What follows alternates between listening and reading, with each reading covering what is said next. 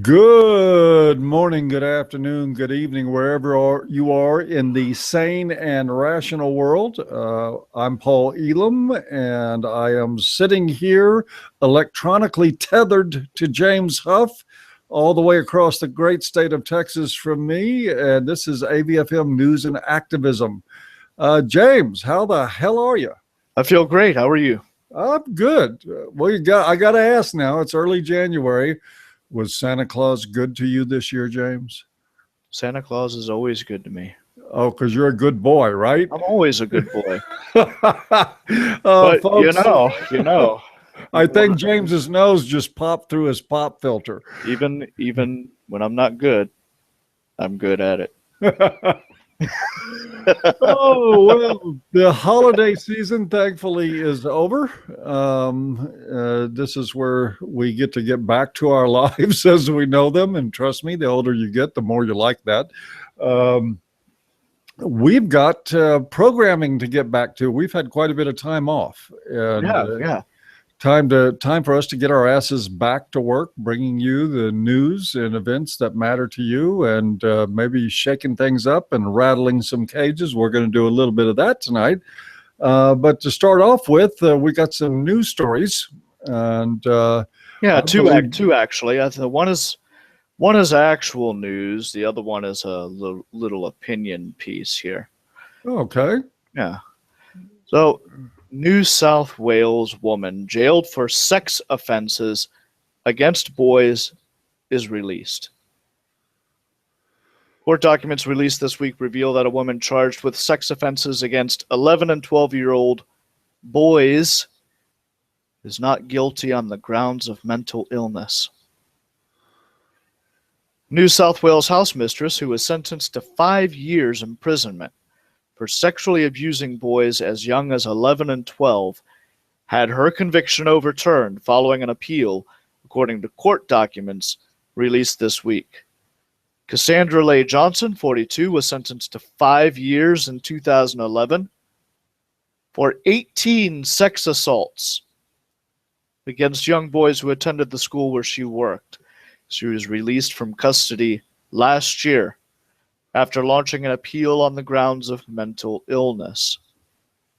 Johnson met the boys in the sickbay of the school on a number of occasions in 2009, where they had repeated oral and penetrative sex.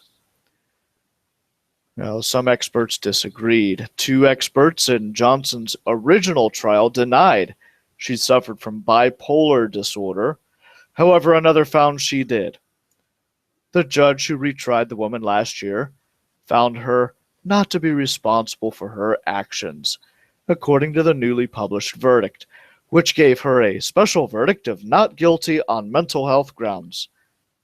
One psychiatrist said Johnson was superficial, she's trite, she's inauthentic, she's vacuous, she's psychologically illiterate, she's emotionally illiterate.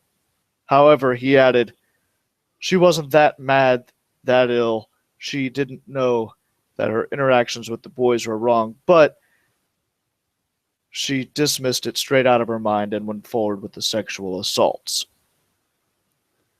It was also summated that the woman's father may have had bipolar disorder and that she had lived a chaotic life. According to the documents, the woman acknowledged that she knew the sex assaults were wrong at the time, but claimed she couldn't stop herself and that it was an ego trip. She also said she didn't see the boys at their age. It's a twisted thing.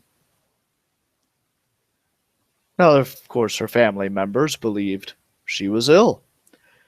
Members of the woman's family tendered statements to the court about Johnson's state of mind throughout her lifetime.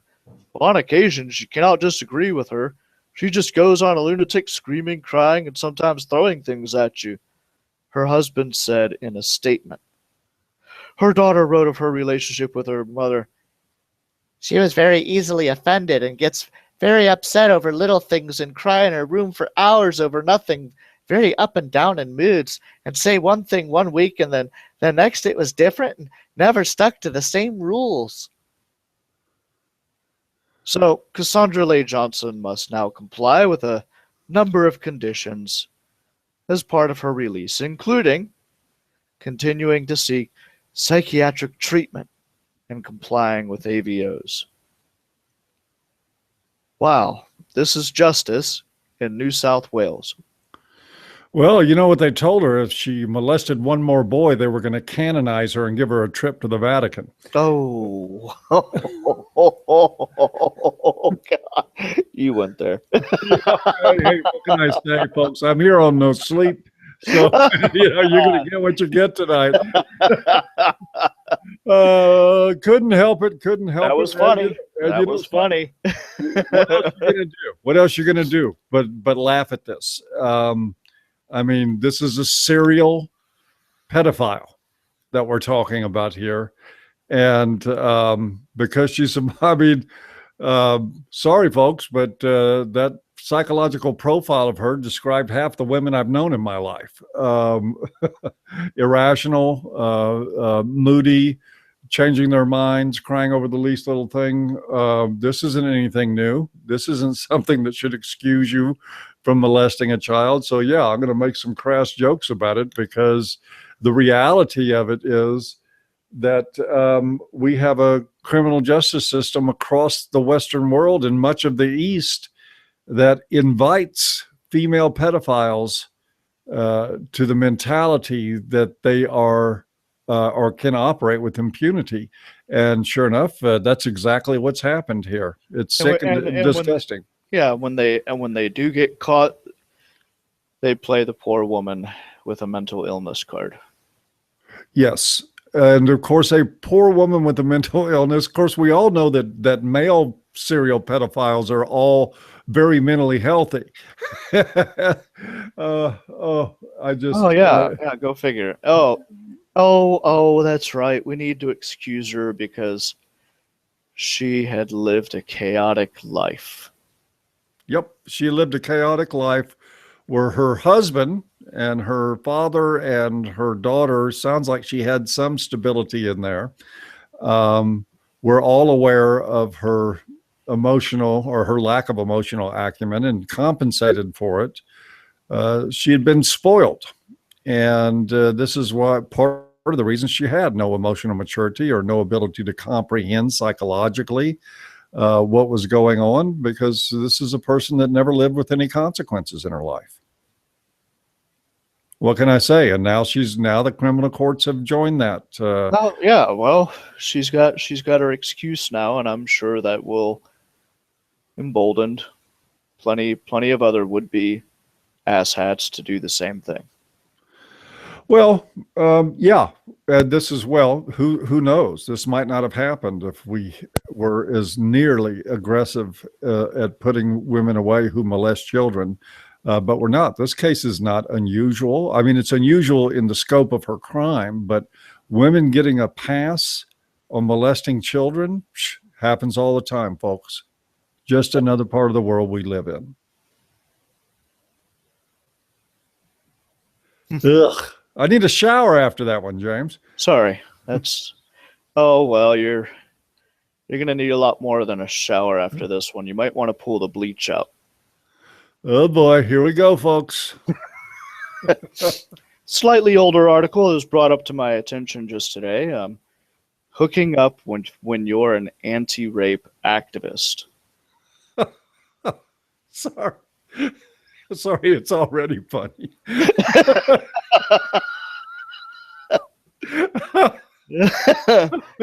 Hooking up when, just the title. Hooking up when you're an anti-rape activist. Subtitled, What's a Girl Got to Do to Get Raped Around Here? Here we go. This is by Allison P. Davis. The post originally appeared in The Cut. There are several ways an undergraduate suitor can react when his anti-rape activist date explains what she does. One of the most common is sort of a primal response, an instinctual, indignant protest. Not all men, and according to a number of women who have become campus leaders in the growing conversation around consent, that's hardly the worst case scenario. These women have had their stories and their mission written up in student papers and in national ones. They've had bylines and quotes in the New York Times, interviews in the Huffington Post, and on Dateline. They become poster children for sexual politics. And with their crusade often comes a weird social life. They're out there fighting the good fight. But do they also get to hook up like normal college students? Megan Warner, a senior at UC Berkeley, serves as the director of the university's Sexual Assault Commission and is part of a federal complaint against the school for its mishandling of sexual assault cases. She has appeared in a Glamour issue honoring college women who are about to change the world. And she says there were men who wouldn't approach her or date her after recognizing her or learning of her work. No shit. Nobody ever explicitly said, "Oh, you're a survivor. We can't date," she told me. But they'd assume that I was just doing this for the attention, or more frequently, they didn't want to deal with it. It was just too much. They assumed I had a lot of needs. Then there were those who were a little too eager to make it known that they would never, ever assault a woman. Their first response is, "I'm not one of those guys. I would never do that," she said. I mean, what? Should I be carrying gold stars now? I can't help it. This gets better. Chrissy Keenan, a UCLA senior, is the president of the Bruin Consent Coalition, a campus group that works to raise awareness regarding sexual assault on campus. When people know of me, but they don't really know the work, they hear the term feminist or sexual violence prevention, they think super extreme bra-burning feminism, she explains, which often puts people on the defensive. Keenan herself, though, sometimes finds it hard not to go on the offensive. She's so used to laying down the nitty-gritty details of consent that she's been known to open romantic interactions with a spiel that feels straight out of a student handbook. She animatedly tells a story about a recent Tinder rendezvous. "One time, I agreed to meet this guy at 8 or 9 at night, but before we met, I said to him, 'This is the work I do. I know the chief of police, so don't try and get creepy. I know all my rights.' And 5 minutes later, he was like, 'Actually, I'm really not okay with how you just assume I'm a bad guy, and I get very bad vibes from that, so we shouldn't hang out anymore.' I was in a rage. He was a total fuckboy about consent," she said.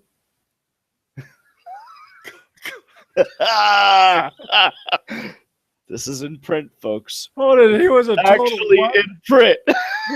He was a total what? Fuckboy. Apparently he wasn't. Yeah, consent not to fucking date your ass. What is consent one way here? I mean, so he didn't want to date you. You should be happy. You don't even have to worry about giving it. There are no blurred lines when you walk away from the table, folks. Remember that. When you walk away, there are no blurred lines. Oh, So here's you got I mean, just imagine you got a young man coming through college. He gets there. The first thing they do is put him in a rape awareness class where he's told that he's a potential perpetrator because he has a penis. And then he gets cut loose on campus after that. If that didn't scare him enough, he meets the collegiate equivalent of Ava Braun, standing there telling him not to be a fucking creep, but please come over here and fuck me. And for some strange reason, he says, "I think I got better things to do." And gee, only a feminist can look at that scenario and figure that that girl's the fucking victim.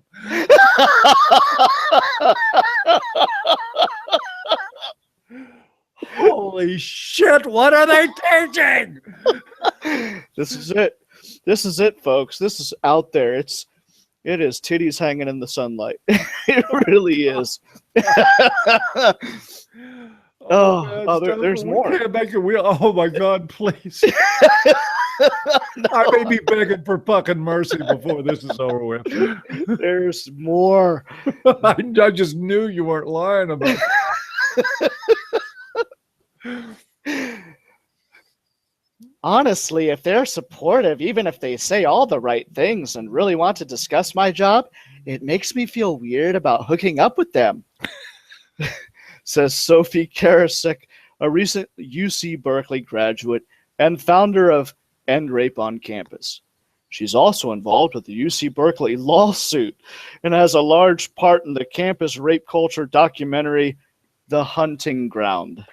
Oh, boy. Okay. It's like, oh, well, we're just talking about rape and now we're going to hook up. It's just weird. It's like, even if they're fucking supportive, they creep me out. What can they not do to not creep you out? At what point, if they don't talk about it, they creep you out. If they talk about it, they creep you out. If they're supportive, they creep you out. If they're not supportive, they creep you out. And now you're mad because they won't fuck you. Maybe most insidious is an expectation that their advocacy and their own experiences somehow put them outside the realm of normal social life. No shit. Just because someone wants to socialize and date doesn't mean we're bad victims or that our experiences haven't been that bad, Warner says. When we talk about sexual assault or prevention, there tends to be the perception of, oh, you've ruined someone's life. My life was not ruined, Warner says. People heal at different rates. Some people can't date and they aren't ready and they might never be, but we're not broken. What happened to me had a lasting impact on my life, but I still enjoy my life. Still, Keenan can attest that sometimes, when she's lucky, her advocacy and her dating life are perfectly compatible.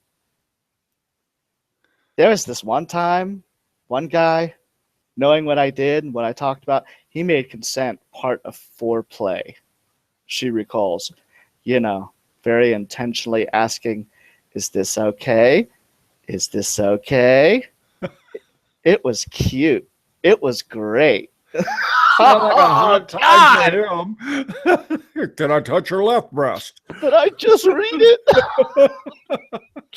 Did I just read it that way too? That is exactly how it came across. How about this area of skin behind your knee? All right, if I place my index finger there. Oh my God. I mean, as long as you have your thumb up your ass. Oh my God. Oh my God. I mean, the level of Do I have stupidness. permission to put my penis beyond your tonsils now? Yes. No, you can go up to the tonsils. Anything past the tonsils is great. Oh God. Oh my God, the stupid. It fucking burns. You can't be that stupid. Hey, you're in college. Oh man, I haven't laughed this long in a long time. I am laughing so hard I got to take my jacket off. Man, can you imagine the guys that stay attracted to them after they get to know them? No, there's only How fucking lame do you have to be? No, there's only two types for that. There's only two types for that. Oh, three actually. Three types. I'm sorry. You've got the guys who are really, really, really fucking desperate. You've got the guys who really have low standards.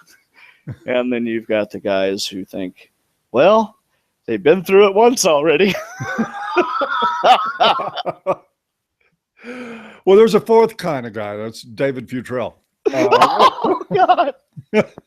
Oh man, I tell you, I really. Please tell me you're doing an early fucking April Fools, and that's out of the Onion. No, I'm dead serious, man.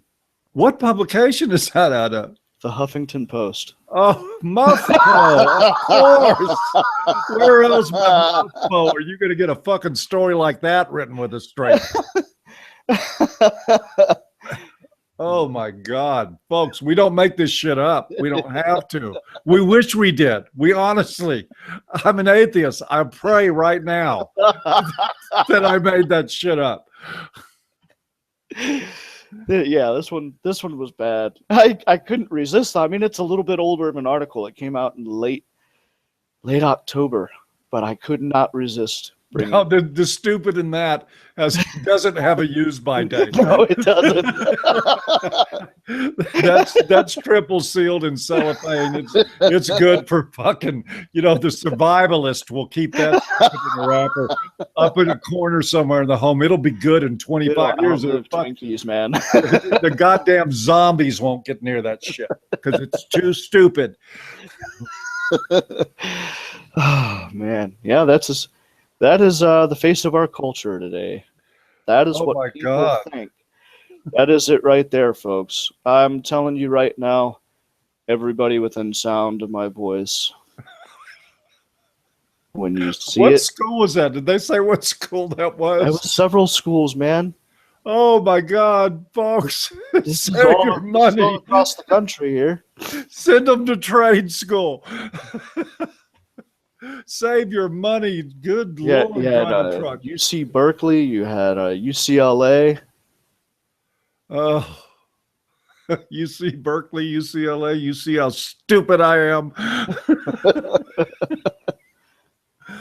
Oh my God. And this is like it has to be stuff spouted right out of the mouths of feminist professors. They don't arrive. They're smart or smart enough when they leave high school. They get to college to get really that fucking stupid. Yeah.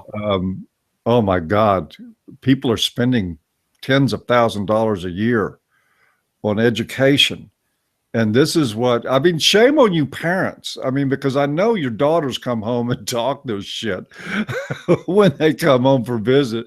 And I know you're sitting there scratching your head wondering what the fuck they're learning in their schools. Why do you leave them? Why do you let them go back? No, I can almost promise you that accepting a title and I'm doing good stuff to help women, that they're really not having this discussion. Oh God. I can almost promise you that, because look at what these people are talking about. I mean, what? They want to talk about getting laid. They want to fuck. They want to hook up. But they can't do it. What are they going to do? Go home and tell their parents, yeah, I'm a rape counselor and all that, and I'm not getting the dick because of it. Nobody can fuck me because I'm obsessed with rape. I mean, that's one hell of a conversation to put on the table at Thanksgiving. You know what I mean? James, can't we just hope for like an airborne Ebola virus so we can wipe the slate clean and start the fuck over? Oh, man.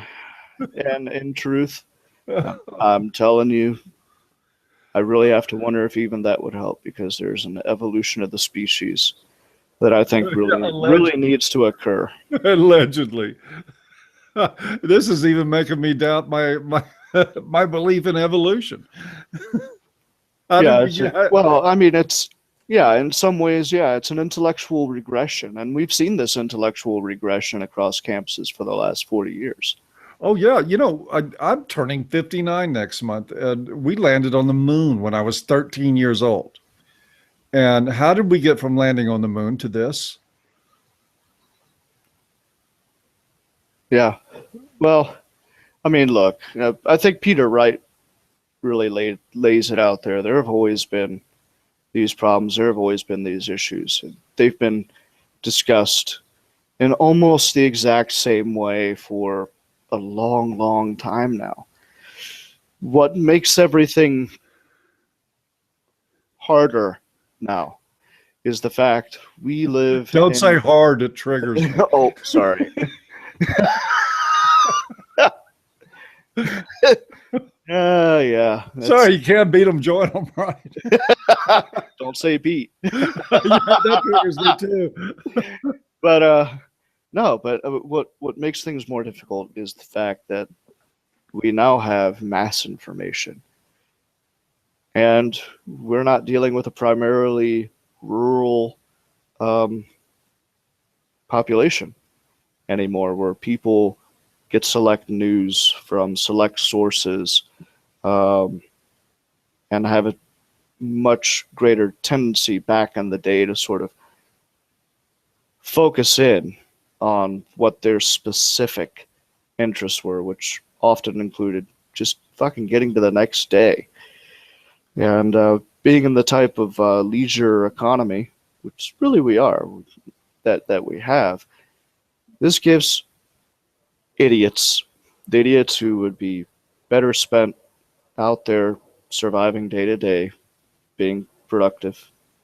This gives idiots the time they need to make more idiots. That's how feminism got started. A bunch of rich, white, upper middle class women sitting around swimming pools, stuffing themselves with bonbons while their husbands worked, ran out of things to do, and sat around and started getting pissed off in general, which is what you do when you don't have anything constructive to do with your life. Oh man, God, that may be. I mean, I may have to go online and track this down and find it, because I don't know. I'm not, folks. I'm not sure James is not pulling my leg. That just can't. That is just. Look, so hey, I'll throw you the link. I'll throw you the link over Skype. Yeah, and this stuff is in the media all the time, and we got 100 million people walking around saying, "Yeah, I'm a feminist." There it is. It's sad. It's coming to you, man. Okay. You can weep in just a second. There you go. Oh my God. I don't know if I can take it. The dreams will come back. And, I need sleep really badly. I mean, I see dworking around every corner now. Yeah, I tell you what, that's if she can get behind a corner. I saw pictures of the woman. I'm pretty sure she could be seen, corner or no. When she sat around the house, she really sat around the house. Yeah, she did. She sat. I was down the street. Well, I was driving down the street one day. There she was walking down the street. I tried to drive around her and ran out of gas.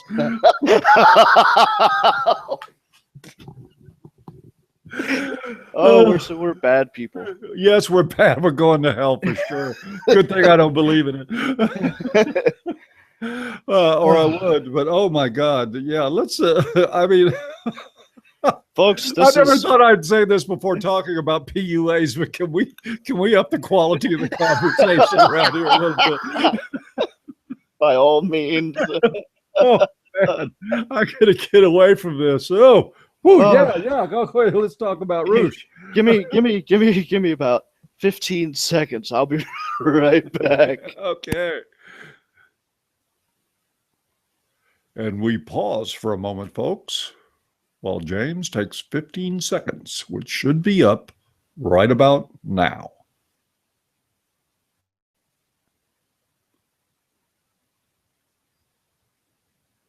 I think that's longer than 15 seconds. I think James had Mother Nature's urges hit him at a very inopportune time. Okay, we're going to go in. I'm going to start talking about this next. It's not a story. Well, it's actually a collection of stories. I saw an article in the Independent yesterday. I'm back.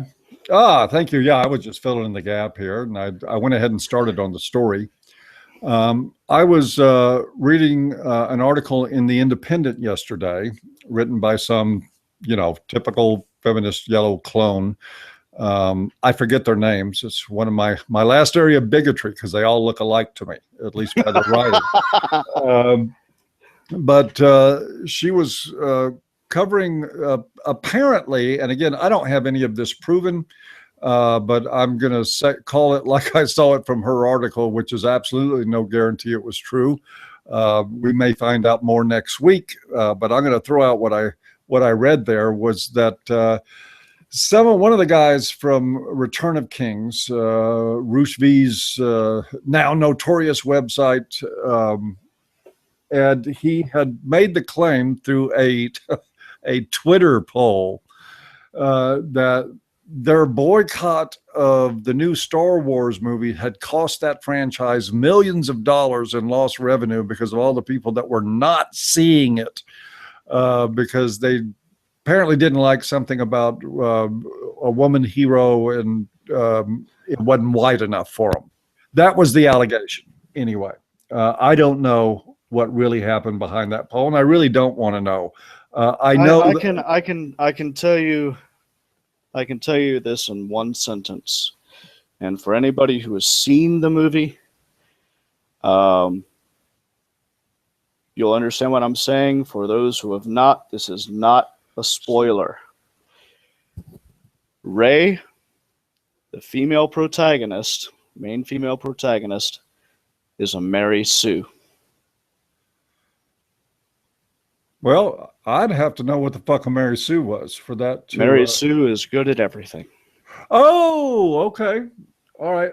Well, yeah, that happened in Aliens with Ripley too. So I'll probably get over that one. But anyway, apparently the crowd over at ROK has some really high class problems. There's a new Star Wars movie.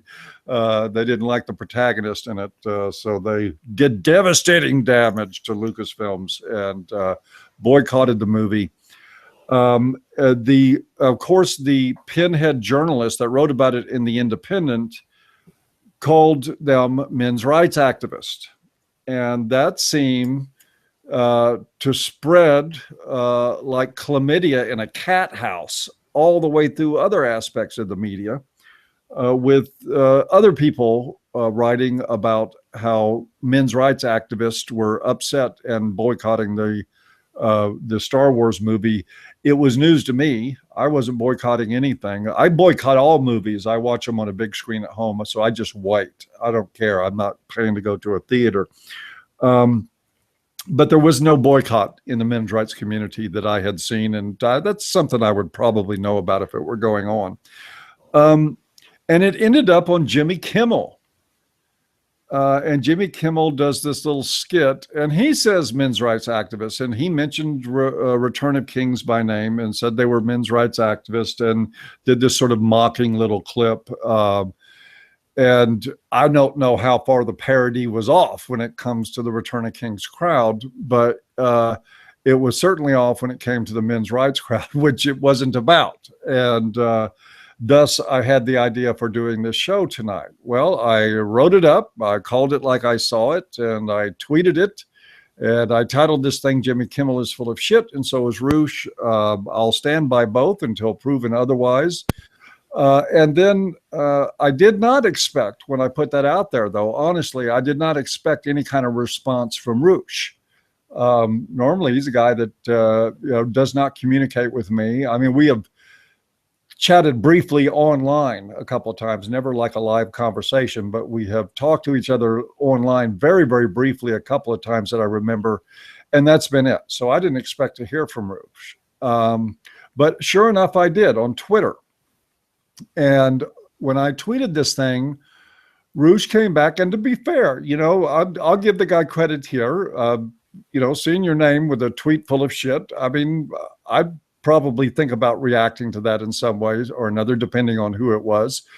And he came to me on Twitter and said, is Paul Elam brave enough to invite me on his anti-Roosh live chat tonight? I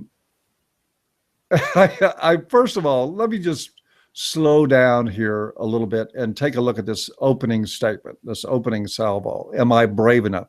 This is like, you got the guts to come outside.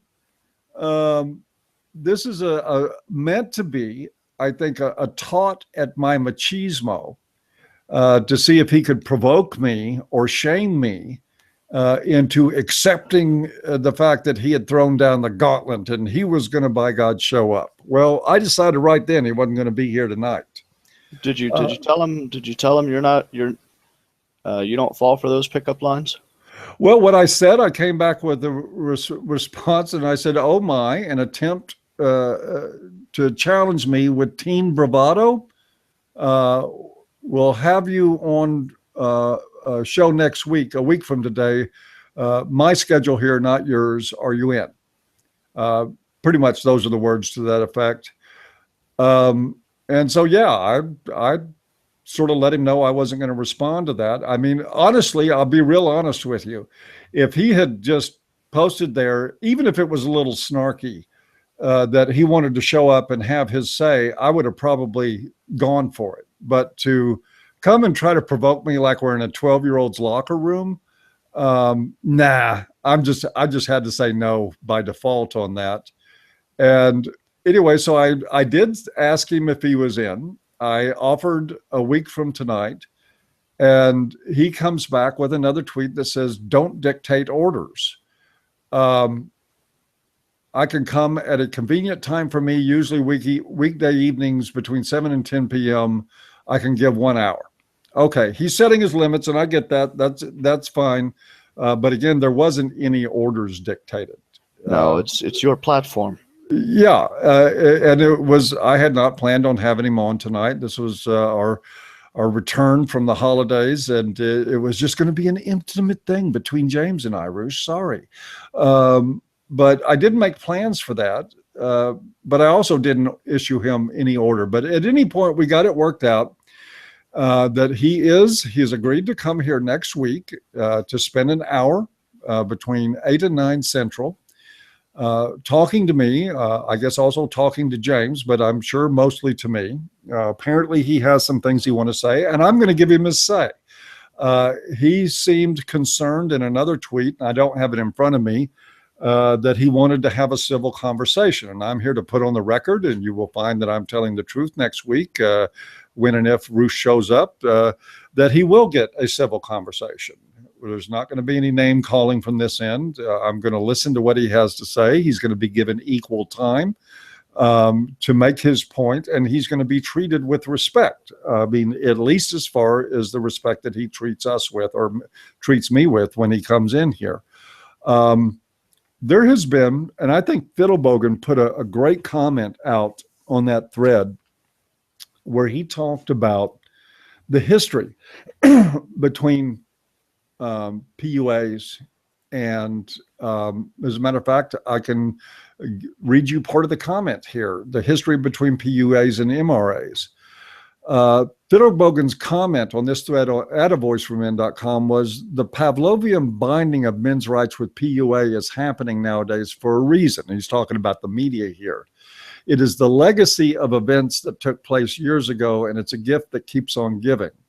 The problem started around 2007 when the nascent PUA community and the proto-men's rights community went through a period of public social mingling that lasted roughly 3 years. Fiddlebogan's absolutely right about this, by the way. It was a getting to know you phase, which effectively ended by early 2011, at which point they knew each other well enough to know they didn't like each other, and that was that. From there on out, PUAs were pretty much shown the door within the men's rights spaces. However, the two groups had been publicly seen in each other's online company enough that they were effectively conflated in the view of outsiders as a single entity. I take a little bit of exception to this, James, because I think that I don't believe that every one of these, especially on the low end, the really lower rungs of the media ladder, bloggers, people that write for The Independent, this is David Futrell's crowd. And I do think that they're aware at this point, with all the talk we've had, that Return of Kings is not an MRA site, which it says very clearly on their about page. There's certainly been enough printed by myself and other writers at ABF Film and in the programming that we do that would paint a very clear picture that we view the MRA community and the PUA community as very, very different from each other. And in fact, Fiddlebogan's right, don't like each other much. Or certainly there has been a lot of animus since 2011. So while I think that the setup was there, just like Fiddlebogan described, I'm not sure at all that the media is unaware that they're mistakenly conflating these two groups. I think that the SPLC knew when they did their deal, and And I think that these idiots at The Independent know about it now. But at any rate, we're going to have Roosh here, should he decide to follow through. And like I said, he's going to be treated with respect and give him his due treatment in terms of just following some moral principles and allowing people to talk. And I think that there is a conversation to be had there. I don't know how well it'll go. I don't know.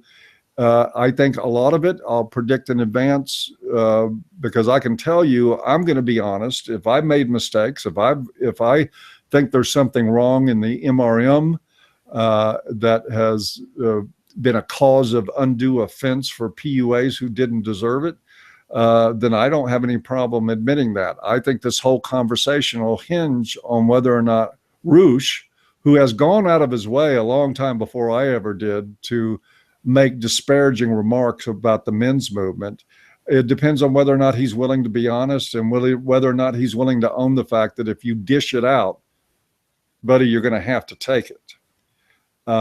Because that's the way it does work between men. And it's not going to change because you got a popular book or because you got a popular website. Not going to change for either one of us. So I welcome that here. What are your thoughts on this, James? Look. Go ahead, get in trouble, man. Get that shovel out. Oh man, here we go. I've been seeing anti-PUA sentiment.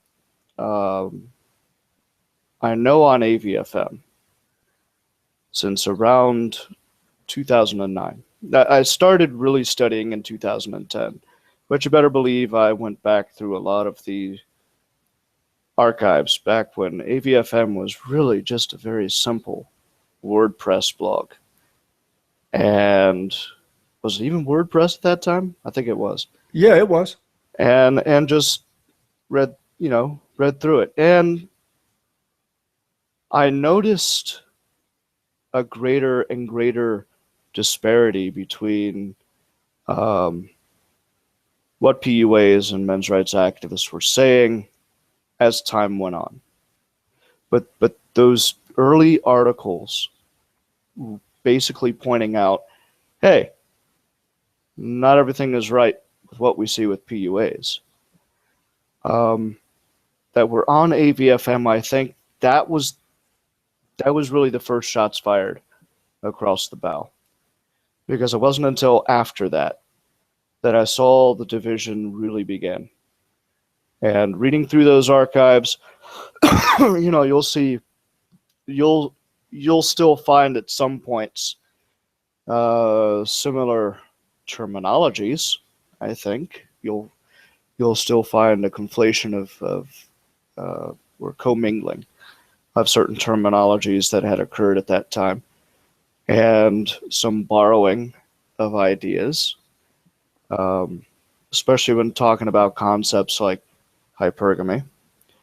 And then over time, we branched out in other directions, and that included activism on behalf of men and boys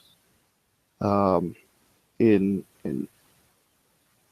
such a way that we bring attention to ourselves in good credit and not in the way that PUAs do, which can be considered a selfish means to an end.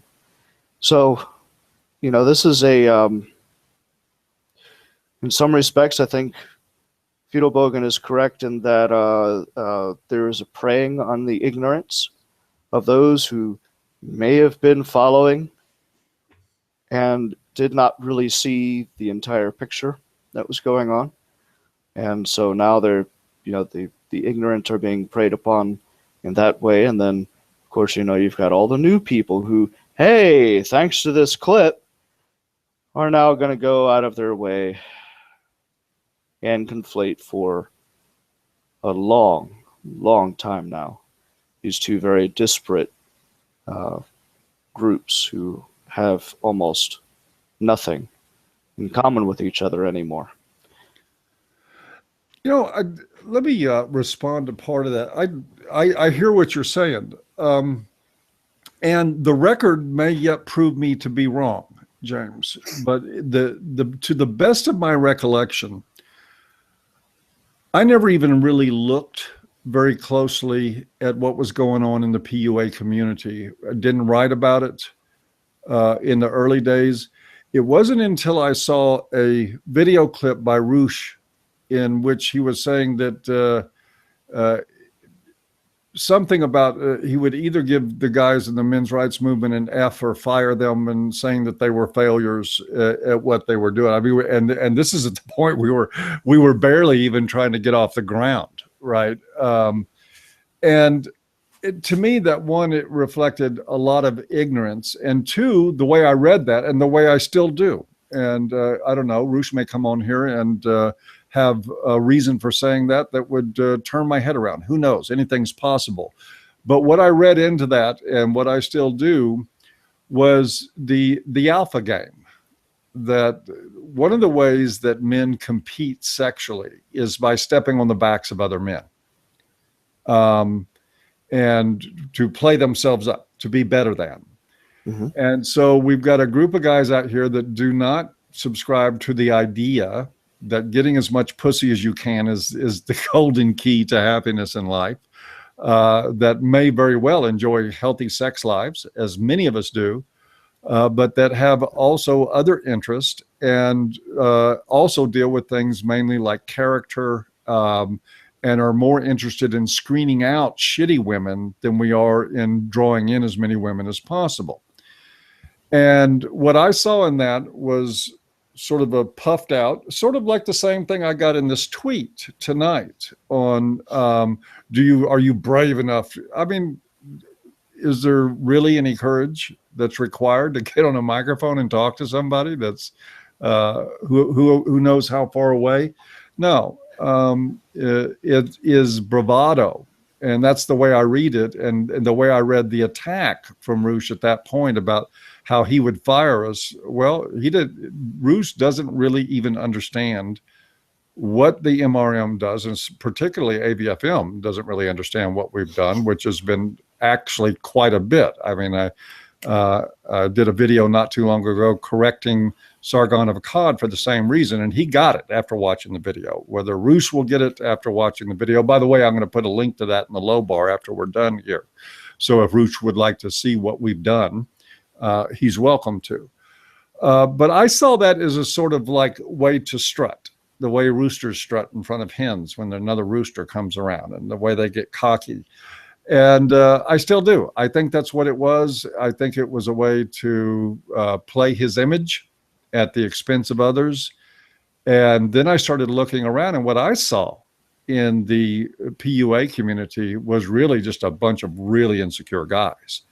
And who knows, maybe what Roosh is selling is a way to help address that insecurity. If it is, it's hard for me to buy. I think the way you address insecurity has a lot more substance to it than puffing yourself up and trying to make yourself look better or more successful or whatever than other people. There's actually doing things. There's actually taking actions in your life that are not about you. And those kind of things end up really affecting a person's self-respect in a positive way. So what I see in the PUA community is not that I think PUAs are shit. I think they're a really large group of young men who, like all young men throughout history, are sexually insecure, unsure of themselves with women. And I think that they have been offered a panacea in a book that does not address all of their problems, but they still cling doggedly to the illusion that at some point they can get to be like that. Well, that's where, to me, the MRM and PUAs really have different values. We have different sense of priorities. We have different morals, if you will. Yeah, because to tell the truth, I see PUAs, prove your self-worth through another. Yeah. Men's rights activists, prove your self-worth through your virtue.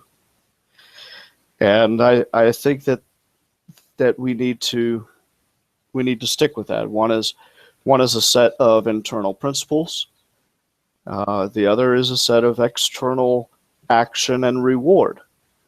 These guys sound like, James, they sound like they're on a fucking job interview when they're talking about women, the way they're going to dress, the way they're going to act, the way they're going to do this. Yeah, that's all external. Yep. What is it that is the defining characteristic of the individual, though? That is a set of principles. That is virtue. And it's through our virtue that we inform the decisions in our lives that matter more to our happiness than anything else. And I think that the men's rights activists have that correct. And I think that that needs to continue to be the direction that we go. I think, a lot of individuals that consider themselves MGTOW also try to look at the world through, or to act upon the world through a set of internal principles and virtues. That's what it is to go your own way, is to live by your self definition, your own virtue. At least in principle, that rings very true with me. Yes. I see some MGTOW, not near all of them, but some MGTOW, I think, distort that message. But that's not the topic for tonight. But I don't think you could have said it any better. That's what it boils down to me, is that the men's movement is about defining your values and living by them and being willing to not have some women if it means living by your values. Right.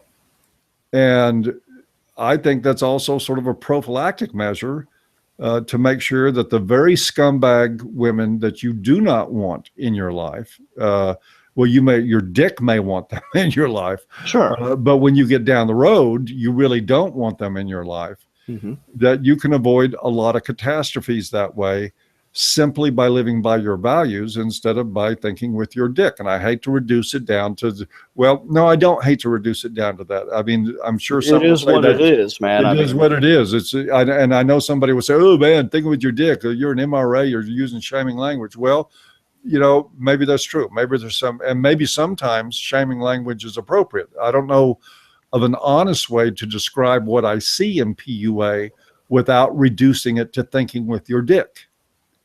I don't know how to do that, because despite all the fluff around it on self-improvement, and no, we really go for, hit the weights, dude, self-improvement, health. Yeah, there's some of that. Well, the whole thing is geared toward pussy. It's gynocentrism. Here's another way of looking at it. And this is through a very important concept that I think has been badly lost in our society. And it's one of the things that fathers have been primarily responsible to teach children, and that is the concept of delayed gratification. That is a primary concept that a lot of children are not being taught today. They are being taught to receive that instantaneous high through whatever means. And this is not conducive to long-term goal planning. You can't have a life goal and you can't have long-term vision and fulfill that vision without living through some form of delayed gratification. And we are missing that in our society. And that is one of the things that fathers are very good at teaching children. It's funny you said that, because one of the things I was going to say a few minutes ago and didn't get around to is that when I compare the two communities, or at least what I've seen represented in the writings, and because that's all we have, I don't know Roosh, I don't know the people that visit his website, I don't know the PUAs online in all their different environments personally. But I just look at what's presented to me out of them and what I see written by MRAs in different places, and even non-MRAs like Fiedelbogen. What I see in young MRAs is the kind of behavior that I would expect from young men who had had good fathering, even though many of them didn't. There's a part of our community what I really like is that there is mentoring that goes on. And sometimes it's not direct, sometimes it's silent mentoring, but it is really mentoring toward emotional acumen, psychological acumen, well-being, that sort of thing. Mm-hmm. And what I see in the PUA community is the sort of feral, almost sociopathic attitude that I would expect from kids who had no father and had no father figures.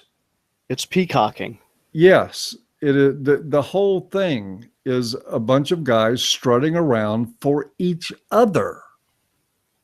And man, I mean, again, I would, believe me, if there was something really positive in this, I would try to find it. And I do think that some of the basic concepts you talked earlier about, that we did have at one point part of a shared jargon, yes. Understanding hypergamy, yes. Understanding women's, psyche, understanding how they operate, understanding how men operate.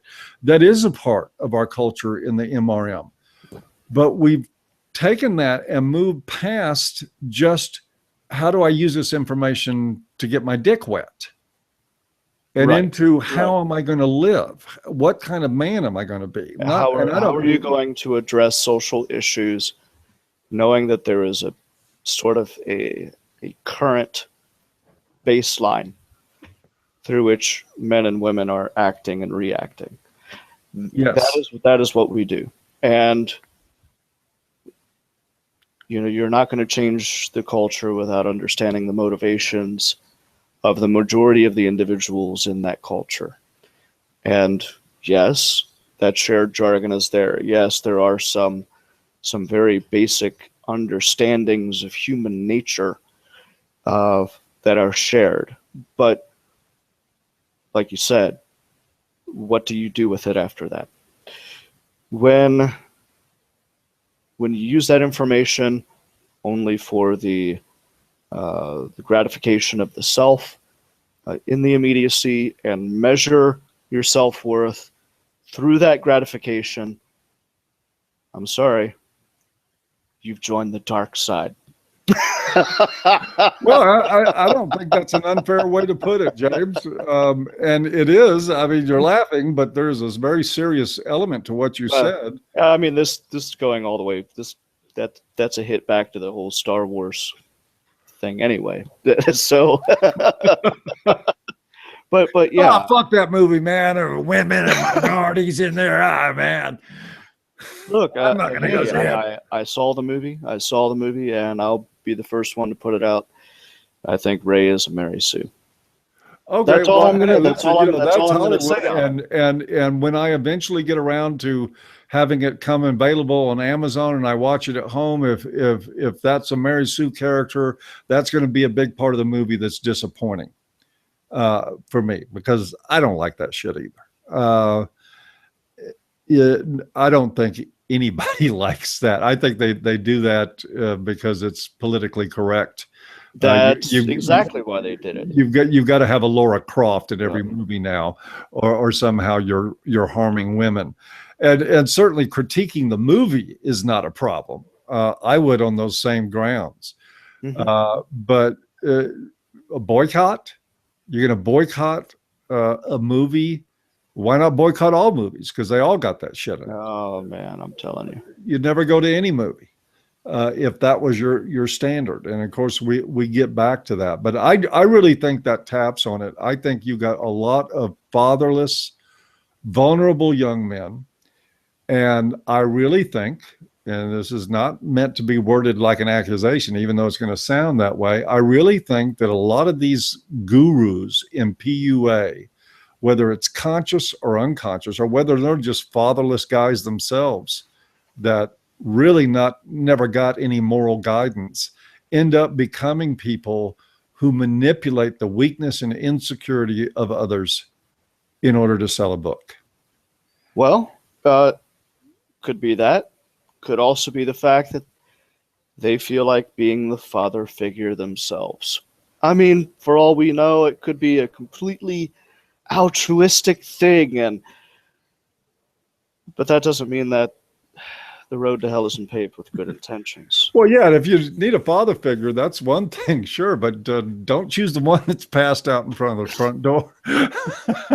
Yeah, don't choose the one who doesn't have your long-term safety and emotional acumen in the forefront of their mind. Penis will tell you, fuck that. But sure. And again, I mean, what are we going to do about that? I mean, we certainly can't be all things to all people. There's always going to be somebody out there selling sex, because that's what PUA is. It's selling sex. Same way you sell a new car with a girl in a bikini and her tits hanging out, is you attach sex to your product. And and it's a damn good ploy when you got your whole product is geared towards scoring. When you're about 18 and 19 and don't know much of anything about the world, that sounds pretty fucking good. I'm telling you, when you're like that spray-on Axe deodorant looks like the best shit in the world, doesn't it? I'm gonna get 2 bottles of that. What brings it under? You will load that shit on, but you know what happens. You know what usually happens. Axe tells you you're going to get pussy. You're going to end up looking like Peter Griffin with a bunch of sick cats running around him. I don't know if you saw that or not. But no, but I know the feeling, you know, for some whatever screwed up reason, Fabio is in Houston. And I can't even leave the house because everywhere I go, the women think I'm him.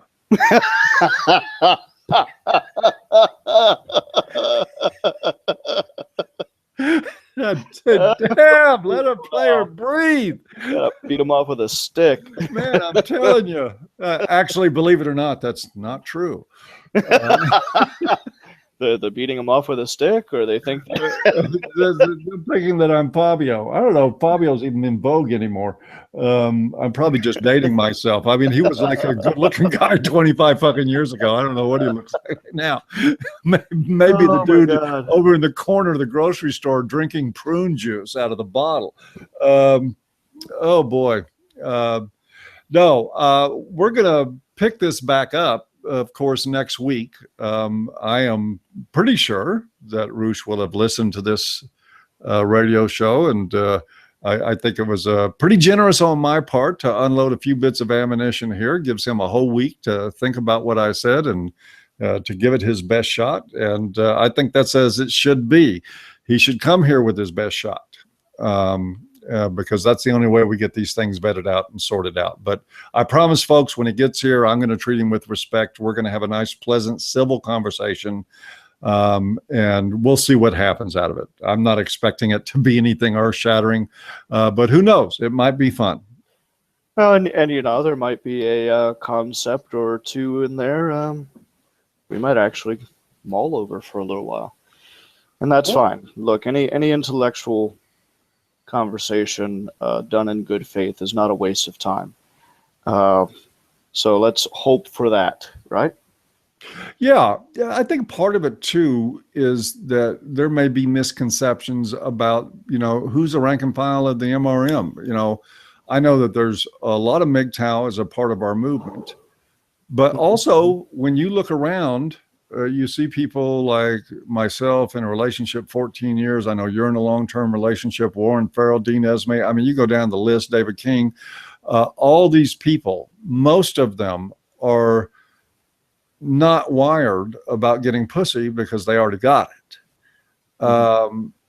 And so I don't know if that has something to do with it, or maybe there's a perception that we're all single and don't want anything to do with women, but nothing could be further from the truth.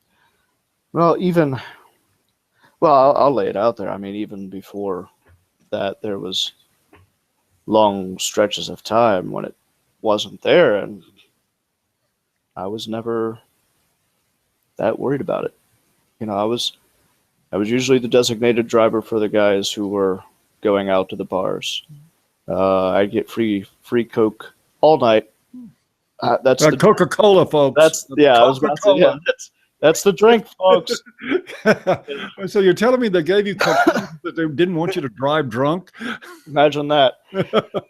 So, you know, and being in that position, putting myself in the position of the responsible individual to keep an eye out for the rest of the group meant that I wasn't in there being the irresponsible individual trying to hook up with the next married military wife who happened to take her ring off before walking into the club. But I saw so much of that. I saw so very much of that. So yeah, that was, you know, that was my life for a long time, and I was just happy with it. Why? Because I was living by my own set of principles. I had my own values. I had long-term goals, things I needed to accomplish in my life. And whether or not I happened to get my dick wet had nothing to do with what I saw as happiness once I got to retirement age. I think a lot of people lose sight of that. I think one of the greatest moments, I mean, it's really funny what you look back on and see as great moments in life. One of my greatest moments in life was a good 2 or 3 years before I met my partner now. And I was pretty much in that boat. I was, I get laid here and there, date here and there, not much going on. Most of the time I spent just doing my own thing. And I was hanging out with a group of people. We were in a restaurant, and a woman sitting across from me, member of our group, said, "You know, Paul, if you got rid of that beard, you'd get a lot more dates." And I just instinctively, without even thinking about it, said, "I don't give a damn." Yeah. And I didn't. And I shocked myself at that. I was like, holy shit, you're free. You're free. Exactly. Because you're not allowing yourself to be defined through somebody else's eyes. You're not allowing the value of you as a human being to be defined by whether or not you're putting your dick in a wet hole or anything like that. And, you know, I don't care how often people say, well, a PUA can help you pick up that long-term relationship that you like. No, being real with who you are. Yeah, if you're going to like that relationship, you're not going to fake your way into it and end up liking it. Exactly. Because then you got to play act something you're not. Yeah, I mean, come on, folks. Please, guys, this is 2 and 2 is 4. But I got to tell you, years ago, I had a conversation online with a PUA, and it went something. I mean, this is not it verbatim, but it went like, if I'm not going to live my life trying to please women or impress them. And the guy says, well, you're not going to get any pussy like that. And no matter what I said, it's like, well, you're not going to get any pussy. Yeah. Yeah. Well, you know. And the fact is I was, but that was irrelevant. It was irrelevant because it was like he just could not seem to imagine an existence where there was anything more internal important or external more important than, because you can't say this because you won't get pussy. You can't say that because you won't get pussy. You can't do this. You can't do that. You got to dress this way. You got to do that. This phony bullshit of what he had to do to get pussy, and his freedom, his individuation, his self-actualization, his own sense of values, his own sense of self-worth and self-respect. None of it mattered. Man, if that's a way to live, shit, shoot me. That's not living. No, it's not. That's not living at all. And I will save any more haughtiness that I have for next week. And I will try to get it across with some amount of aplomb. Can I divert for a moment and talk about Andy Bob's new book? No, by all means. There's a trigger warning here for ROK readers because I know you guys don't like gay men. You don't want them commenting on your website. I am thankful that we want any men interested in men's issues commenting, or women for that matter, commenting on our website. And no, Roosh, women don't have to send me a full body picture in order to ask me a question. God, I read that today and I fucking got out of my nose like, holy shit. Did he really write that? And I read it again. He sure did. So I won't answer you unless you send me a picture, and you must include your body. Dude, look, man, I'm sure that works on 18 to 21 year olds pretty well in terms of the guys being impressed by it. But anyway, I won't stay on that.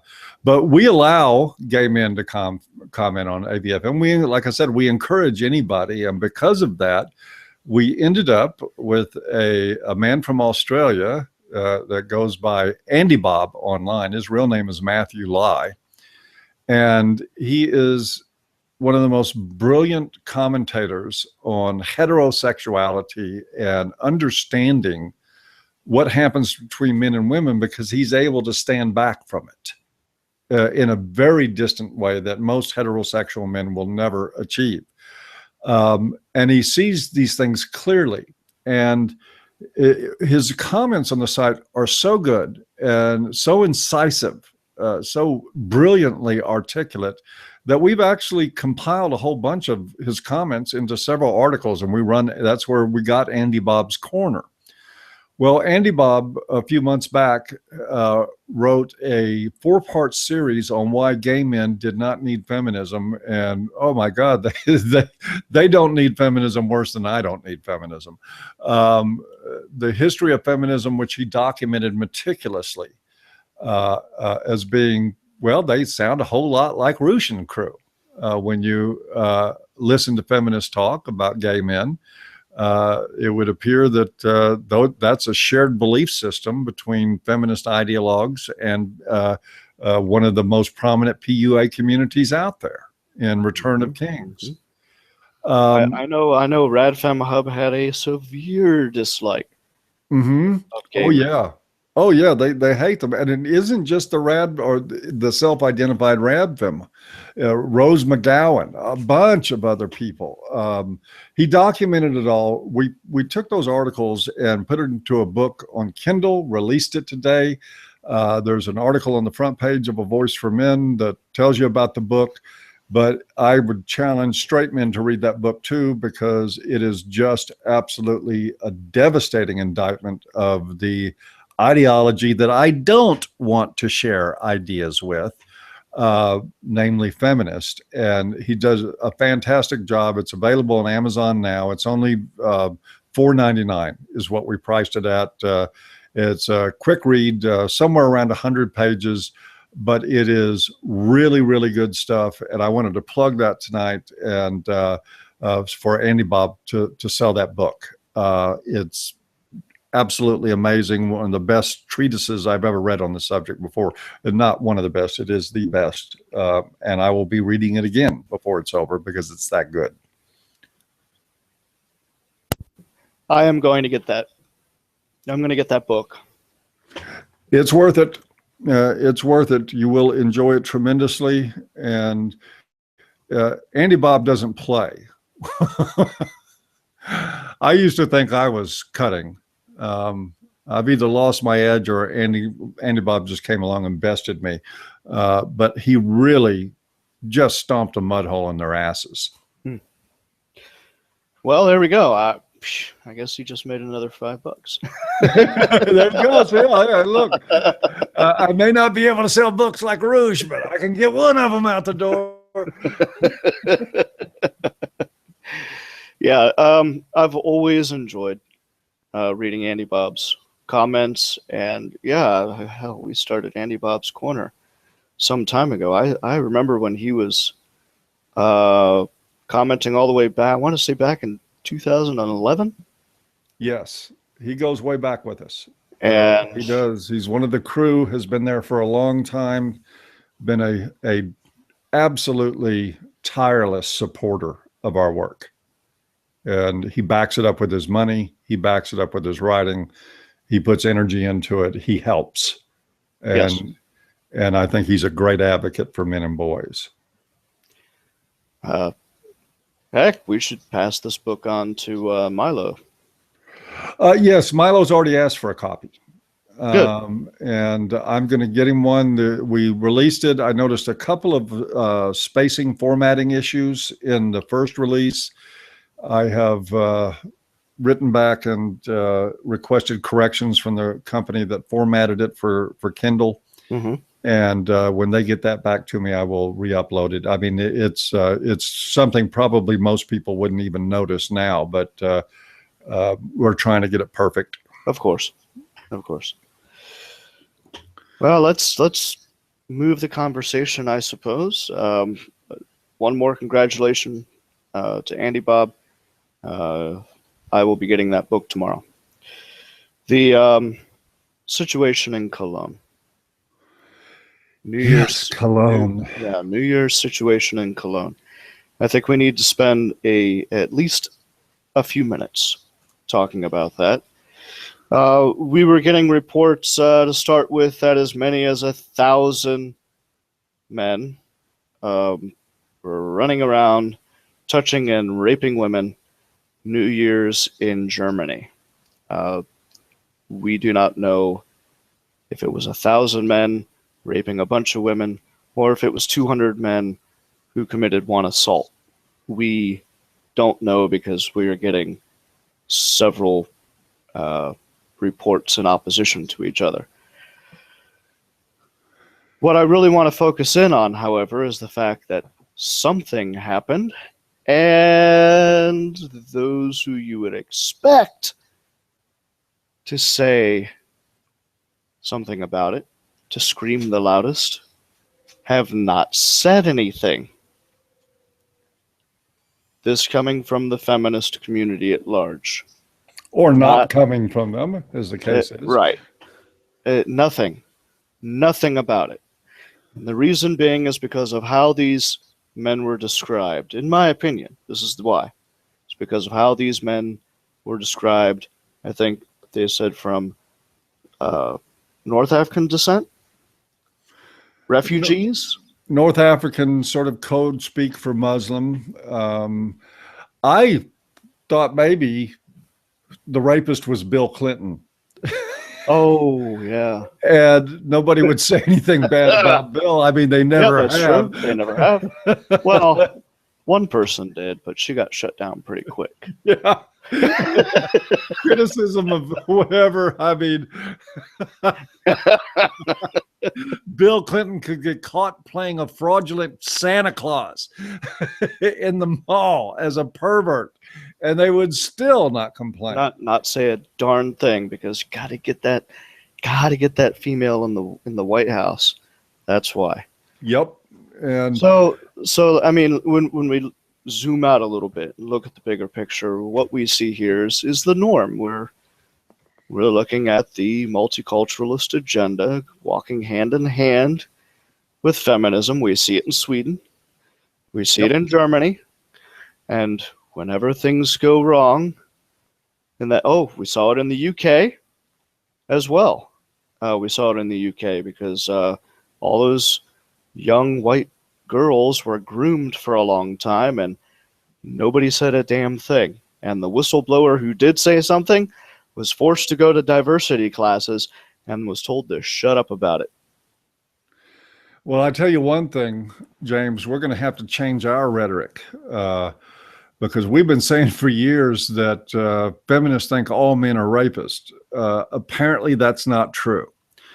There are some men are rapists, even rapists, that they don't think are rapists. Rapists, right. this is more of the insanity. And I'm not going to get into the religious aspect of this, something. We don't even have enough facts to do that. No, we don't. But what we do know is that the feminists are silent. An alleged 1,000 rapist night going on, and not a peep out of feminists. Not a peep. But oh my God, you get one woman in a frat house, and the whole fucking universe explodes. Stick a white guy or a black guy in there, and it's like Armageddon, right? Yep. Pick somebody from another group that is exempt from feminist wrath, and not they a word. will not say a damn thing.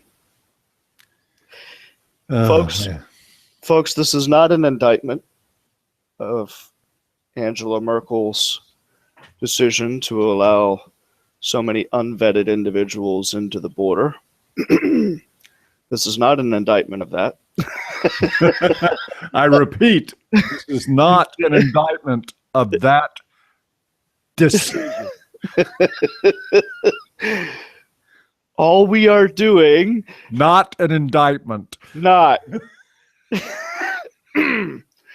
All we are doing is pointing out that when these alleged attacks occur, nobody from the feminist camp said a thing. Nothing. But that's not an indictment. No, not at all. At least not a Merkel. Again, I'm probably going to feel compelled to do some commentary on this when the facts are in. Right. Other than, it's fair game right now to say that the feminists are sitting on their hands and playing see no evil, hear no evil. Sure. With this story right now. That's blatantly true. Mm-hmm. But the nature of the scope of what happened, who did it, because even where all that, we don't know. Yeah, because even if they turn around and say, but we don't have all the facts. Well, hot damn, bitches. Look at all the dozens of other cases you didn't have all the facts on either. And yet you raised your friggin' voices to the rafter like you were in the friggin' Vatican choir. Well, James, I got to understand, they didn't have all the facts because they hadn't created them yet. Oh.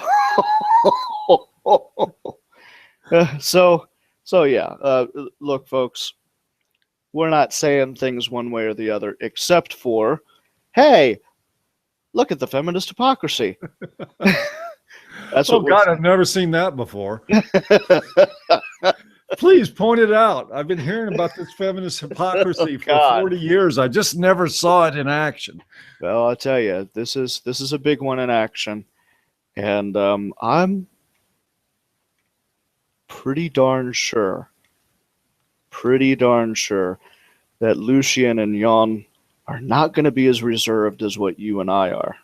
No, they're not, but that's what we like about those guys too. They're probably going to say all the things that we don't say. And when is that going to happen, James Huff? Tomorrow at 1 p.m. Central Time, folks. Middle of the day, America. No excuses. You got to listen in. You want to hear the raw version of this conversation. Oh, man. Just turn those two loose on it. Yep. And we're going to get to hear Jan Gunnarsson, who, hey, lives in Germany. And we're going to hear Lucien Valsen, who's coming out of Transylvania. That still tickles the shit out of me. We got an MRA in Transylvania. I know, right? Maybe Vlad was one. Oh, God. Ooh. No, I'm pointing at my mouth saying, don't do it. You know you want to. I know I want to, but don't do it. Don't do it. They're going to have to settle for crumbs for their sound bites and their cherry picks. Or they could listen to Lucien and Jan tomorrow. Or they can listen to Lucien and Jan. Yeah, and that's what their show is for, folks. So if you want to tune in tomorrow and listen to those two, friggin' run that train right off the friggin' tracks. Hey, but get the book first and read it, because your eyes may be no good. I mean, there may be parts of your body that fucking fall off tomorrow when you listen to that program. So yeah, I have no doubt in my mind they'll hit it. They'll hit it hard, and they'll hit it from angles that we care not to cover on this show, because that's not our focus. Nope, that's not our focus. I may very well, when the facts are in, be doing a solo video on this, but that's a different environment too. Right. Here, we just keep it lighthearted. Try to. I mean, you have to. After that, I'll never, ever, my whole concept of stupid after hearing that thing you read earlier, it's damaged for the rest of my life. It's like, no, I am going to be talking to a chimpanzee saying, hey, man, that motherfucker's smart. My sense of what stupid is forever warped now. I'm a rape counselor and activist on a college university. Why won't you fuck me? Without asking. Without asking. Oh my God. Oh, what got me at the end though? Do you like that? Can I do that? Do you like that? folks, this is what the new age looks like. Yeah, and that's why I'm pissed off, to tell you the truth. I'm really pissed off because, look, I'm an MRA. I believe in human rights and human dignity, but this is a specialty in men's issues and in dealing with those things. And here I was going along and thinking the whole time I was listening to you read her words, thinking, man, well, that's it. We can't get any stupider than that. At least that ends it. At least we're good. And then to hear that somebody walked into that shit and complied and willingly pursued this, man, the guy takes the cake for me. Yes, he does. Ugh. I know, Dude, right? I hope you're out there listening. I hope you rot in hell. Oh man. Yeah, that's an example. I hope you don't have a brother. And you know what? That'll probably be his first and his last. Well, if he ended up in home base. Or, assuming that, yeah. Or he'll pick up the pattern and simply move on to the next rape advocate. Yes. Hey, that could be a specialty. I date rape advocates. Oh, God. You should suggest that to Roosh. Yep. Oh, yeah, you went there. Oh, my God, look at us. We're out of fucking time. I did go there. Oh, my God. Hey, Roosh's next book. Bang, you're dead. I mean, hey, oh my God. Yeah, that's good stuff there. Hey, it's a specialty, right? Let's see what he can do with it. Gaming the rape advocates. I love it.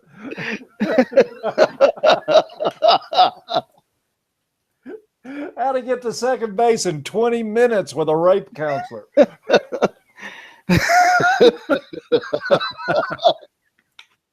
Just order the extra shot in her cappuccino. Oh, we're horrible people. Yes, we are. We're going to burn in hell, both of us.